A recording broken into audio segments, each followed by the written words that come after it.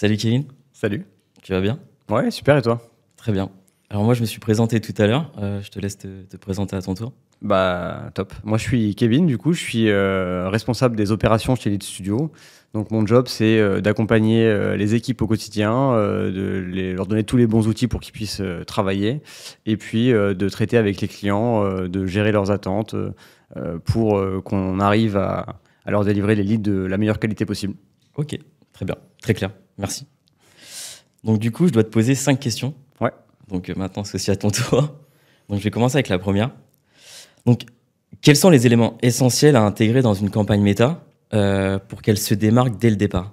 Alors, il y a plusieurs éléments à prendre en compte pour qu'une campagne se démarque dès le départ. Pour commencer, déjà, il faut bien comprendre quel est l'objectif de la campagne et donc la catégorie qu'on adresse. Est-ce que c'est de l'éducation où on doit générer des prospects qui sont intéressés par se former à une thématique particulière? Est-ce que sur cette thématique particulière, il y a des prérequis spécifiques, comme par exemple un niveau d'études ou alors une expérience? Ou alors, par exemple, si c'est une autre catégorie comme de la mutuelle senior, alors là, il faut forcément avoir un âge requis pour en fait être éligible à ces offres spécifiques. Donc en fait, déjà, la première chose, c'est de bien comprendre l'offre qu'on met en avant. Donc déjà, il y a une bonne discussion à avoir avec le client pour cerner vraiment quelles sont ses attentes et quels sont les leads vraiment qu'ils aimeraient avoir à pouvoir traiter pour maximiser la valeur générée. Une fois qu'on a ces éléments en tête, après, il va falloir qu'on les décline en assets, que ce soit des assets créa, des assets LP. Donc, on va pouvoir justement créer des visuels, créer des wordings, des titres et des textes principaux sur Meta pour pouvoir vraiment faire comprendre dès le premier coup d'œil aux prospects potentiels pourquoi il devrait cliquer sur cette publicité, quel est son avantage à cliquer sur cette publicité. Bien sûr, lui donner envie de cliquer et d'aller plus loin. Une fois qu'on lui a donné envie d'aller plus loin, il va falloir qu'il aille sur une landing page. Donc cette landing page, idem, elle doit traiter de pas mal d'éléments de la formation potentiellement qu'on met en avant ou du sujet qu'on met en avant, peu importe lequel c'est, pour lui faire bien comprendre quels sont les éléments importants de l'offre, pourquoi il devrait remplir un formulaire pour se faire recontacter.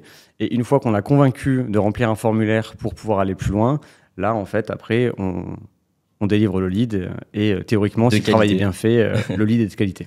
Ouais, c'est ce qu'on fait chez les studios. Sur la deuxième question, ça rejoint un peu ce que tu disais là sur la première question. Comment tu détermines qu'une campagne est prête à être scalée? Alors, c'est une très bonne question. Je te remercie. Une campagne, pour qu'elle soit prête à être scale, je pense qu'il faut vraiment avoir des indicateurs de base des voyants qui sont au vert, en fait. C'est-à-dire que si jamais, par exemple, nous, en tant que lead provider, on vend un lead à 20 euros et que en fait, on est aujourd'hui à 18 euros de CPL, donc on capture le lead à 18 euros, en fait, on va pas pouvoir la scale tout simplement parce qu'on n'a pas la bonne équation économique pour pouvoir scale. Parce que plus on va scale, étant donné que c'est des systèmes d'enchères, tout ça, plus on va vouloir prendre de l'espace sur l'espace publicitaire disponible, et plus on va devoir payer notre espace cher. Et du coup, il va falloir qu'on ait en fait vraiment de la marge au niveau du CPL. Et si jamais le CPL est trop proche du prix de vente, en fait, nous, on va juste très probablement perdre de l'argent. Et du coup, en fait, on ne pourra pas continuer de délivrer ces leads-là. Donc, ce qu'il faut pour que ça puisse être scale, le premier indicateur à prendre en compte, pour moi, c'est à quel point on a de l'espace entre le CPL qu'on a et le prix auquel on vend le lead. Alors, selon toi, quand une campagne ne fonctionne pas, ce qui arrive quand même, ce qui arrive de temps en temps, quelles sont les premières choses que tu vérifies pour comprendre le problème? Qu'est-ce que tu regardes sur la campagne? Quels sont les indicateurs qui te disent que voilà, cette campagne-là, en fait, il faut qu'on arrête de diffuser parce que elle va pas fonctionner ou elle fonctionne pas tout simplement? Alors, moi, je regarde toujours deux indicateurs clés pour pouvoir prendre mes décisions et savoir un petit peu quelle est la santé de la campagne, entre guillemets. C'est d'un côté le CPC, si on parle de méta. Je vais parler que de méta principalement. Okay. Donc, d'un côté le CPC et d'un autre côté le taux de conversion, le CVR. Le CPC, pour moi, il récapitule un petit peu à quel point on est pertinent avec la publicité, donc la créa, les wordings, et à quel point on arrive à être pertinent en fait par rapport aux besoins de l'audience. Ça, c'est la première chose. La deuxième chose, ça va être du coup au niveau du taux de conversion, à quel point les leads, une fois qu'ils arrivent sur la landing page, ils ont envie d'aller plus loin. Donc en fait, c'est les deux choses que je regarde principalement, parce qu'en fait, si on assemble le CPC et le CVR, on arrive à notre CPL, du coup, notre coût par action, grosso modo. Et là, on sait exactement qu'est-ce qui pêche ou qu'est-ce qui pêche pas. Le mieux, c'est surtout quand on a de l'historique, en fait, entre plusieurs campagnes de la même thématique, pour qu'on puisse se situer un petit peu, savoir où on en est au niveau du CPC et du CVR. Et ça nous permet de prendre bien souvent des décisions assez facilement, en fait, sur qu'est-ce qu'on doit améliorer en premier lieu sur la campagne. Ok, très clair. Merci.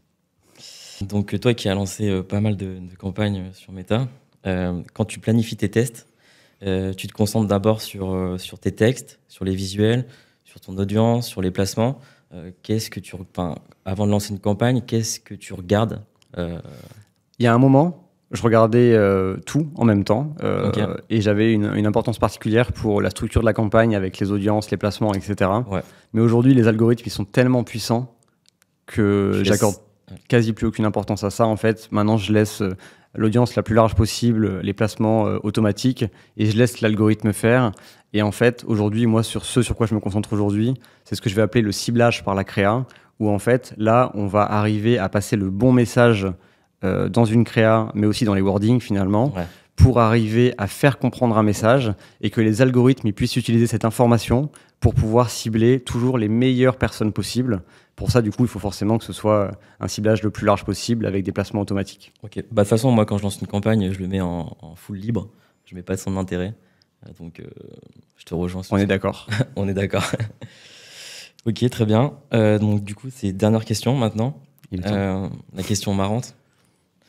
Si tu devais choisir un super-héros pour représenter ton approche du media buying, qui choisirais-tu et pourquoi ? Bon, moi, je pense que mon super-héros favori pour la gestion des campagnes, ça serait Spider-Man. Comme ça, en fait, je pourrais utiliser la toile pour aller attraper les leads directement. Okay. Donc, du coup, je te retrouve dans le prochain Spider-Man au cinéma. Parfait. Merci, Morgane. Merci, Kevin.